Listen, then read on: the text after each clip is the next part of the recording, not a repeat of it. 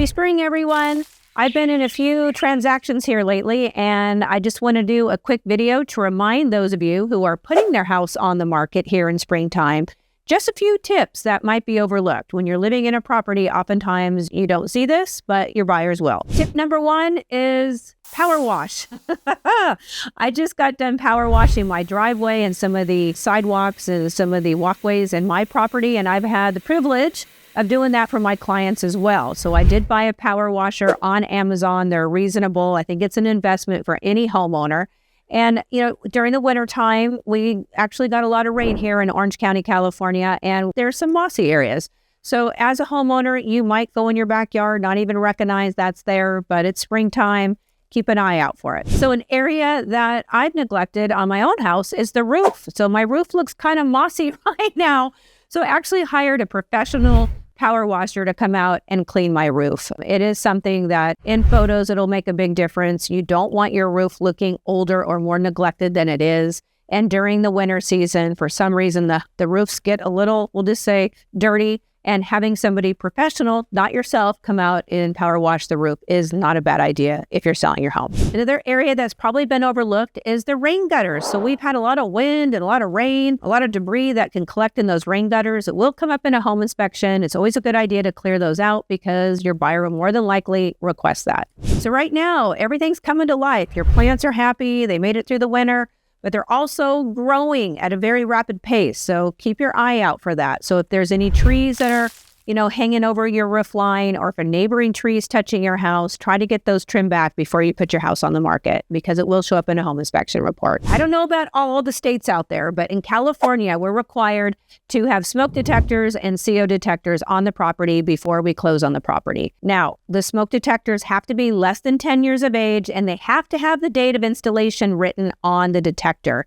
Now, let's say that's all good and dandy, okay? One of the things most home sellers don't remember to do is to change the battery out every year, because that home inspector is going to come in, they're going to go test the smoke detectors, they're all going to work, and then when they leave and you're sleeping at 3 o'clock in the morning, your smoke detectors are going to go off. I swear this happens every single time I sell a property. Okay, slight exaggeration. But remember to change that battery in those CO detectors. Another area that is neglected is those air filters, okay? Just so you know, they're all white. Now, I had some of you reach out to me and say, no, Audra, I got the special health ones that are gray. Okay, fine. Well, whatever. I'm just telling you, if you're selling your house, it's a good idea to get the white ones.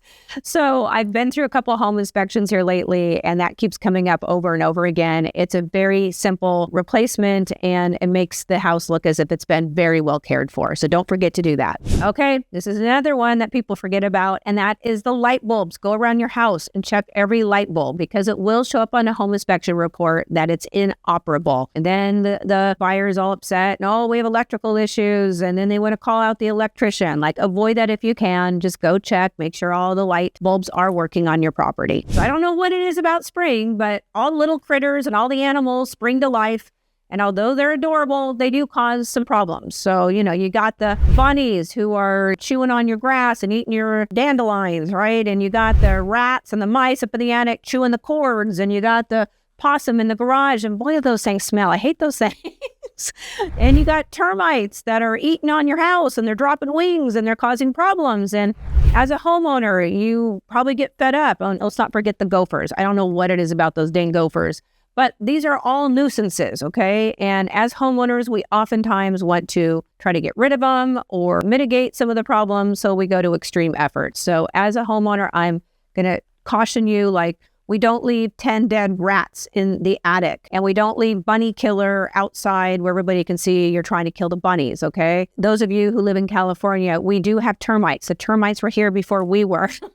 So it's not a bad idea to go get a termite inspection done and have that remedy, because more than likely your buyers will request it. So an area a lot of homeowners neglect is their sewer line. I mean, I've lived in my house for over 7 years and I've never had it checked. And I've been through several transactions here in the last few months. And because we've had an increase in weather activity, and in California, we have low flow toilets, which means there's not as much water that is being flushed through those lines. We've had some not so good sewer line inspections, and it's not that expensive to do. And the we'll just say the remedy for it isn't that outrageous, but it would be nice if you were selling your house that you could produce a report showing that the sewer line is intact and it is in good condition. And if you are a homeowner and you have no interest in selling your home, I still recommend this. It's a good housekeeping kind of thing that you should do if you're a homeowner. This next one is a total pet peeve of mine, and it will not show up on a home inspection, but your buyers might notice it.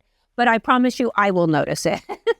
And that is on the light switches. They're all grimy and sticky. I hate that. And then the garage door opener button, it's really grimy. And the door handles are grimy. And take a look at your doors. Sometimes they're scuffy and you can just take one of those magic white eraser things, but make sure the doors, the handles, and the outlet knob things are clean. It does make a difference, and it just shows the attention to detail that you're going to prep your home for sale. Clean those windows.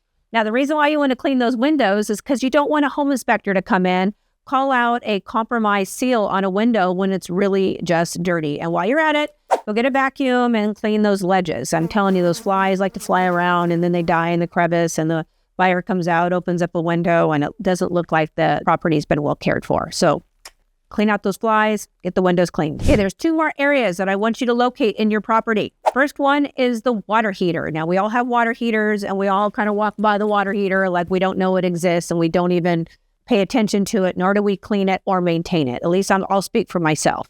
So I promise you, if I went out to my water heater right now, there would be spider webs and June bugs, and I could probably write my name and some of the dust at the base of it. So if you are a home seller, I recommend tidying that up.